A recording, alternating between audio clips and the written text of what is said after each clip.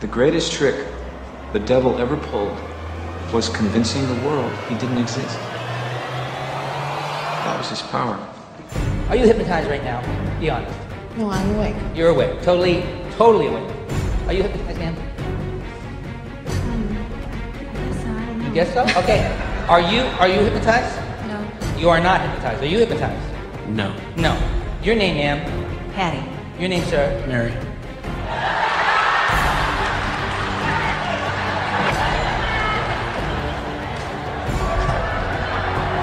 Your name is? Mary. Your name is? Patty. Your name is? Bob. Your name is? Bob. Could I see your name tag just a second, if you don't mind? It says Karen. What's your name? Bob. Are you positive? Yes.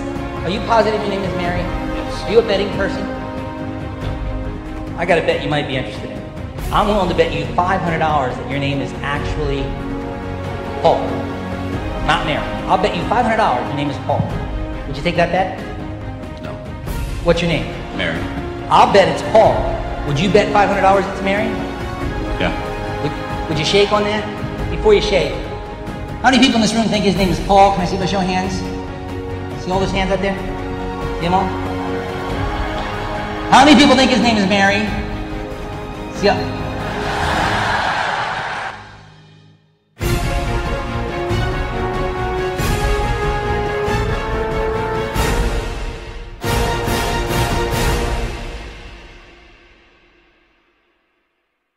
واستفزز من استطعت منهم بصوتك وأجلب عليهم بخيلك ورجلك وشاركهم في الأموال والأولاد وعدهم وما يعدهم الشيطان إلا غرورا إن عبادي ليس لك عليهم سلطان وكفى بربك وكيلا.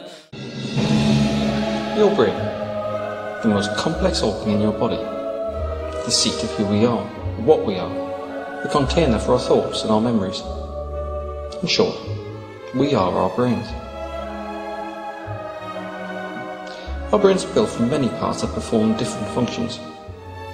Deep in the centre of the brain is the brainstem. This is the oldest part of the brain and has also been called the reptilian brain. It controls many essential functions such as breathing and heart rate or blood pressure. It's whether we feel hungry or thirsty. It's also the seat of our most fundamental emotions, happiness or sadness, fear and love or hate. They all seem to reside in the brainstem. The occipital lobe contains the visual cortex, and so is concerned mainly with vision. The parietal lobe is concerned with processing sensory information and integrating it with the visual information from the occipital lobe. The temporal lobe is the centre for memory and learning. It contains the hippocampus and a number of other regions that are required for us to recognise different objects, faces, sounds and environments. The frontal lobe is probably the most important part of the brain for defining us as who we are. It's where our higher emotions and personality reside, as well as language and social behaviour, lots of the things that we think of as being human. It's our decision-making centre and contains the motor cortex, which controls voluntary movement. At the back of the brain are the two lobes of the cerebellum. This region of the brain is a coordinating centre for movement, allowing us to move multiple sets of muscles in a coordinated fashion so that we can walk and talk, pick things up and put things down. Your brain is made up of billions upon billions of cells, called neurons. These cells are very specialised, with long extensions through which they talk to each other and form large and complex networks. These networks are the basis of how the brain does what it does.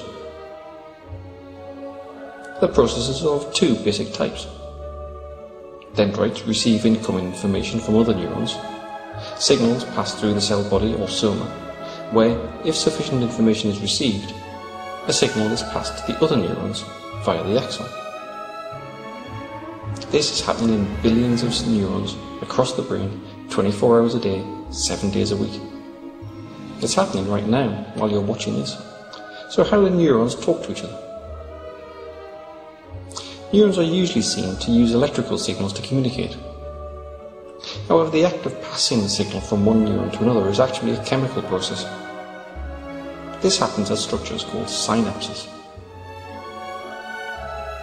These are formed from the terminal of an axon and a swelling on the dendrite called a spine. Electrical signals from the axon pass to the dendrite via a chemical messenger called a neurotransmitter. Neurotransmitter is stored in the small vesicles inside the axon terminal, or the presynaptic bouton. When a signal arrives down the axon, one or more of these vesicles joins with the outer membrane of the bouton and releases its contents into a small gap between the axon and dendrite. This is the synaptic cleft. On the other side of the synaptic cleft are receptor molecules to which the transmitter binds in much the same way as a key fits into a lock. The receptor molecules act as poles through the outer membrane of the dendritic spine, allowing charged atoms or ions to cross. This entry of charged ions into the spine recreates the signal that was sent from the previous neuron, and in this way information can be passed from one neuron to the next and around the neuronal network.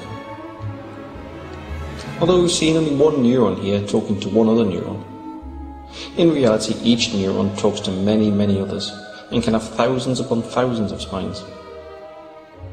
In this way, an extraordinarily complex system can be built that allows us to see, hear, to experience the world around us. It allows us to walk and talk, and to laugh and cry, and to be who we are. So we really are our brain.